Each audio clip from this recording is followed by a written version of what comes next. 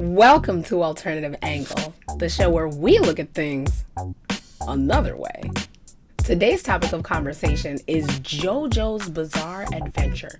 And before I jump all the way in, I would like to first take the time to warn you guys about spoilers for Jojo's Bizarre Adventure Seasons 1 and 2. And secondly, I would like to admit publicly before everyone that I did not finish Jojo's Bizarre Adventure. I didn't finish it because it angered me. And I will jump into why in just another minute. But until then, Jojo's Bizarre Adventure has been trending on the internet for a while now, and being a lover of anime, I decided to check it out.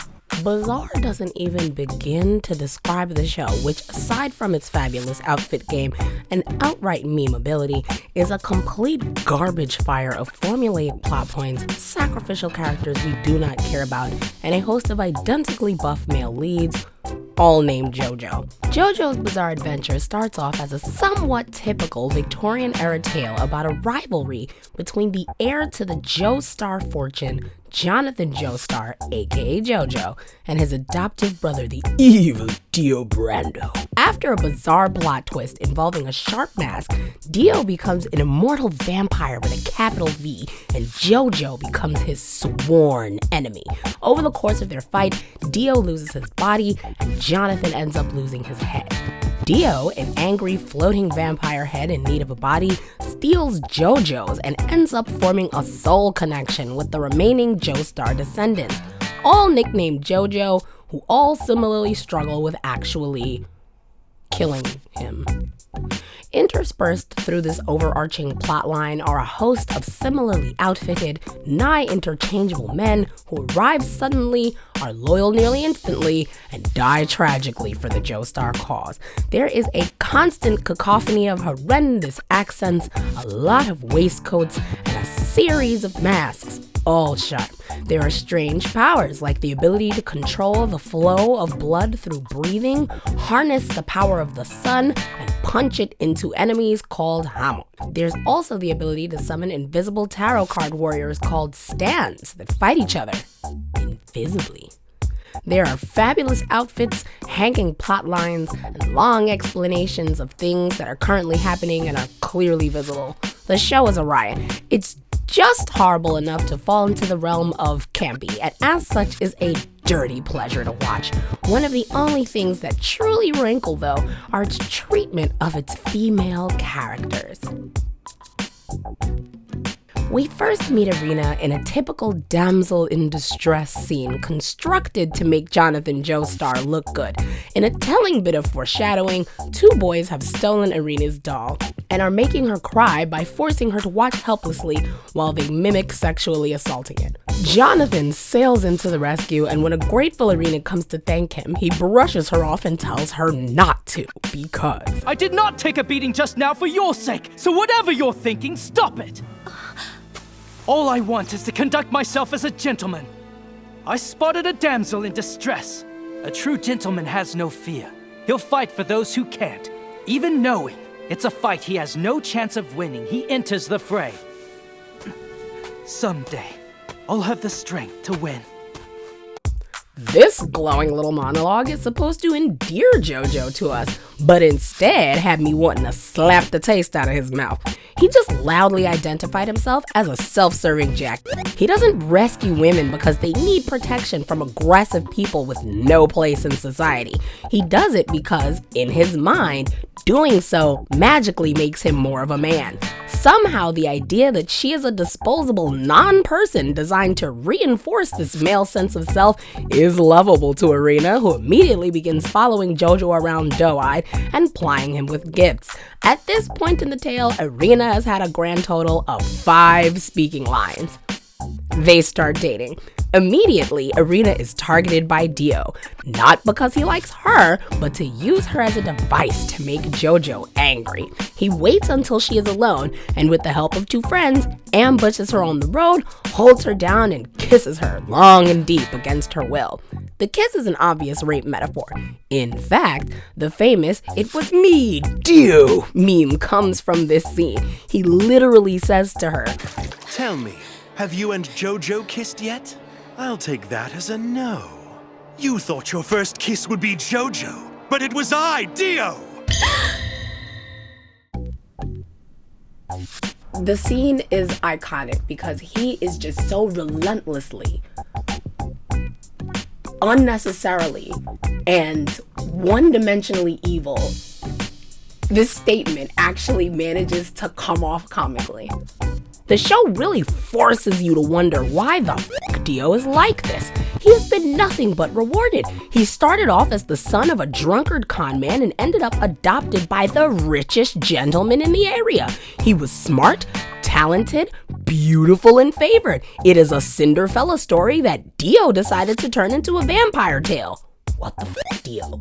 Jojo finds out about Dio's violation of poor Arena, and the ploy works like a charm, sending him into a frenzy that showcases his ability to rise to the occasion and beat Dio's. Arena decides not to speak to Jojo again until she is old enough to bear his children, which she is immediately tasked with doing because Jojo, a gentleman who never had time for her in his quest to vanquish another dude, dies on the burning ship that served as his and Dio's battleground. It is during this battle that Jojo loses to the angry, fanged, floating head of Dio, who then cuts Jojo's head off, hijacks the corpse, and goes into a 100-year hibernation.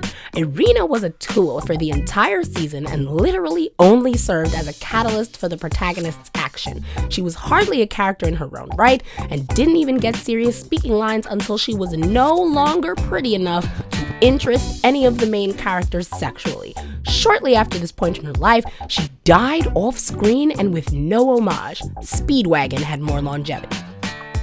Lisa, aka Elizabeth Joestar. Don't let her cool appearance fool you. She is, in fact, still a woman. I had such high hopes for Lisa, I really did. She was so super beautiful and so clearly badass. During the story of Joseph Joestar, aka Jojo, Jonathan's grandson, we discover some overpowered ancient pillar men looking for a particularly powerful secret rock called the Red Stone of Asia. The Red Stone, which had the ability to turn light into a powerful laser, was wanted by Kars, the strongest of the pillar men. He planned to use it in order to power his especially evil and incredibly sharp mask.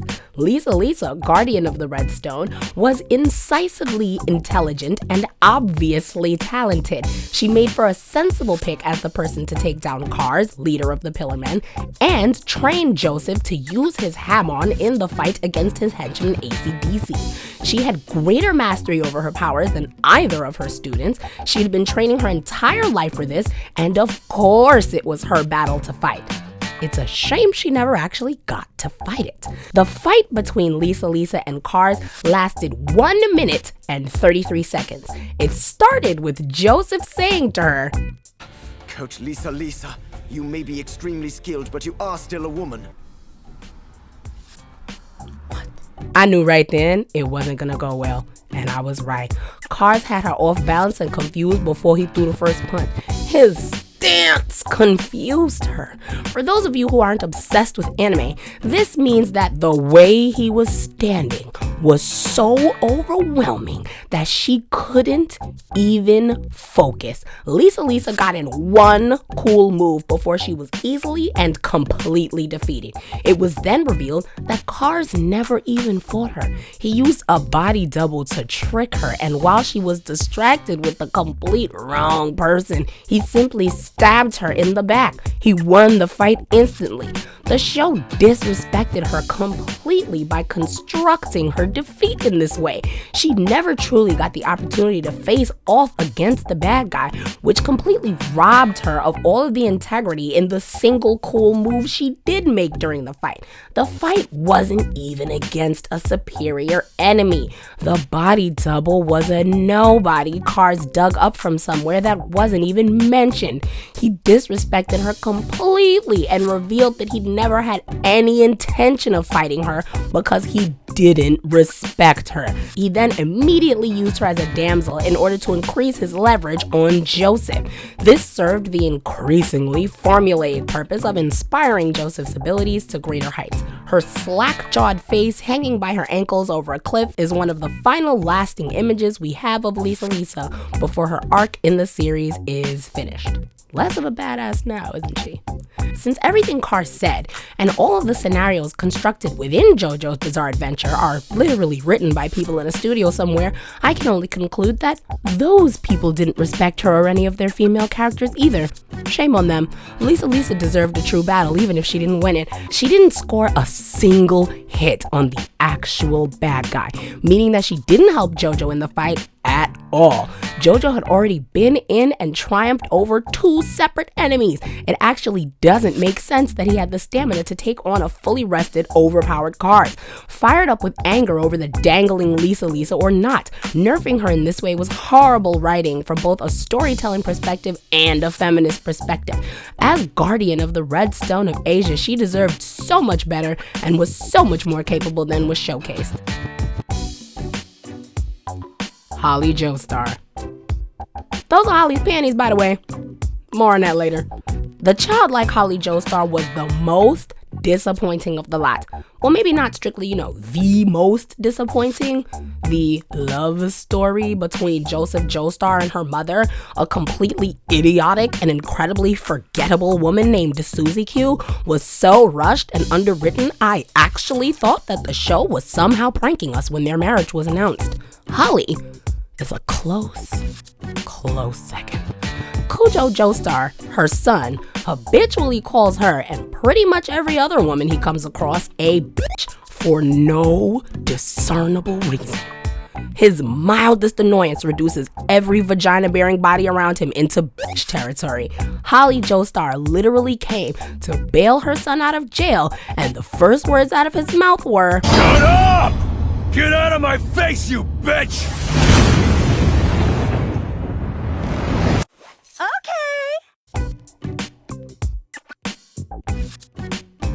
just what in the hot hell is this response? Maybe I've been black for too great a portion of my life, because I would have literally slapped colors off that boy's body and left him in jail. Did Holly do this? No.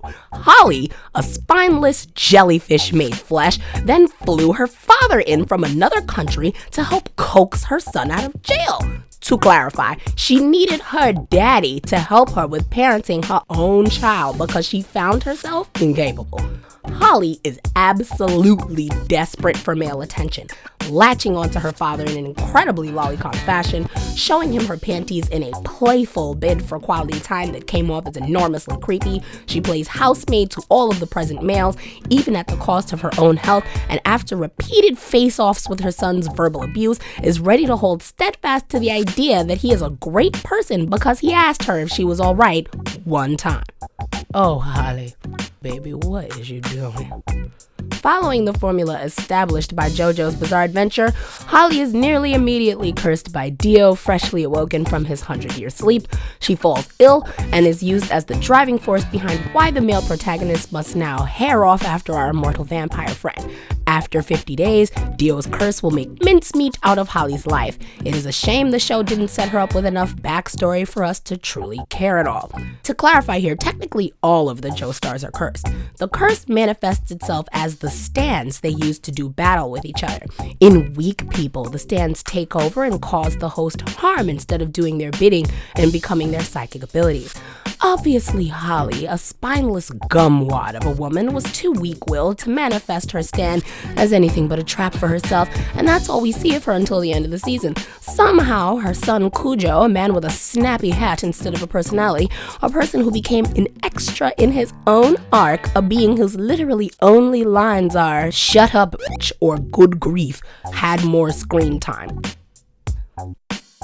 I had to touch on the Empress because I kind of enjoyed what happened to our boys club during the process.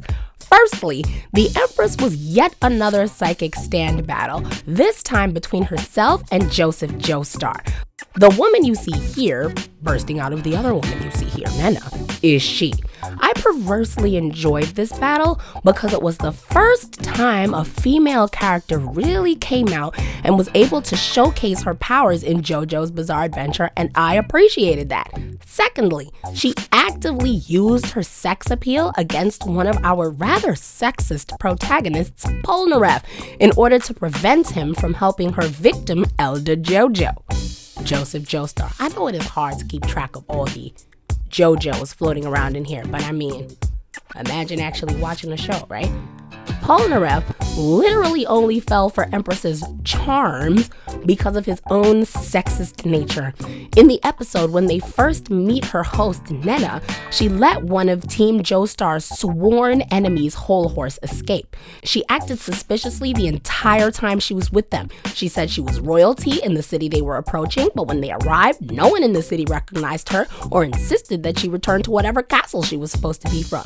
Did anyone find this suspect? No. But they should have. Polnareff and every single male present ignored all of these very obvious signals that Nena was bad news. She seemed pretty, and that was literally enough for them to forgive her for Whole Horse's escape and give her a ride back to her place. They ignored the numerous red flags waving themselves to death about her and deserved a bit of a slap around, if you ask me. But you didn't think she was very smart, did you, Polnareff? And that is exactly how you fell into her trap. The Empress ran rings around Polnareff with Bugs Bunny levels of antics until just about the end of the episode when she was finally defeated by Joseph's lackluster stand. It was inevitable. The Empress's stand manifested as a tumor growing out of Joseph's arm, and all he had to do was find a way to rip her off him, which to her credit was made deliciously difficult. The best part, however, was starring Polnareff. Dear sweet Polnareff, who spent the entire day being led around by the nose by Nena and expertly prevented from helping the suffering Joseph at any point during his highly public battle. Polnareff, who had finally managed to maneuver himself into a kiss. I would again argue that this kiss is a metaphor for sex. I can assure you that this dude is about to bear his beef. You don't need to separate yourself from the crowd and head into an abandoned back alley for a quick kiss. You can kiss anywhere. Abandoned back alleys, however, are a trademark of a man who is expecting to clap them cheeks real quick. So I can't help but feel like my assumptions here are valid. Just as our French prince was leaning in to claim his hard-won kiss, Joseph won his battle. This resulted in the death of the Empress and the expulsion of her actual body from her primary host, Nena. Long story short, Polnareff, rather fittingly, got barfed on, and an enormously ugly woman popped out of the beautiful one she was wearing as a disguise, resulting in, this. This made me happy. Polnareff had been punished most fittingly for his particular brand of dick-blind foolishness. It would have been much more fitting, though, if the Empress had remained beautiful. I dislike the messaging behind having an uglier woman pop out of the more beautiful one as the actual culprit. At its core, this is still a sexist premise. The idea of the uglier mastermind allows us to fall back on the concept that pretty women are not capable of any level of intelligence or duplicity. An overarching theme in JoJo's Bizarre Adventure is all of the prettiest women are unflinchingly honest and mostly stupid. Overall, JoJo's Bizarre Adventure is definitely worth a watch for the culture, but between the endless nerfing of perfectly good lady characters and the innumerable montage of helpless bimbos, odds are your lady friends will be a bit annoyed by it multiple times, and for good reason. So I know I didn't mention Stone Ocean. I know. Stone Ocean actually hadn't come out yet before I made this video. And so I shied away from talking about it because I haven't experienced it yet. But rest assured, I am super excited about Stone Ocean and want to see it. And if my video is actually too convincing for you and you need some reasons why you should also watch Stone Ocean, I would highly recommend Mother's Basement. There's a link to Mother's Basement in the description. You should slide on over to Mother's Basement and watch Jeff's video about Stone Ocean. He makes it really exciting.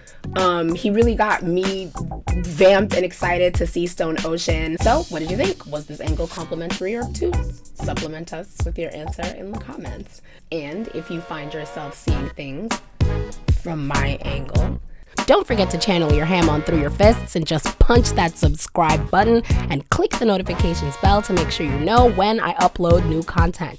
So far, this show is a one-woman show, and I am that woman. So, everything associated with this channel, I either directly pay for or create with my own two hands. So if you like this show, consider donating to my Patreon. Link in the description. If you want to chat with me or send me ideas, definitely do that. You can email The Alternative Angle or follow my problematic Twitter. Thank you all for watching. I'm Alisha, and until next time, stay sharp.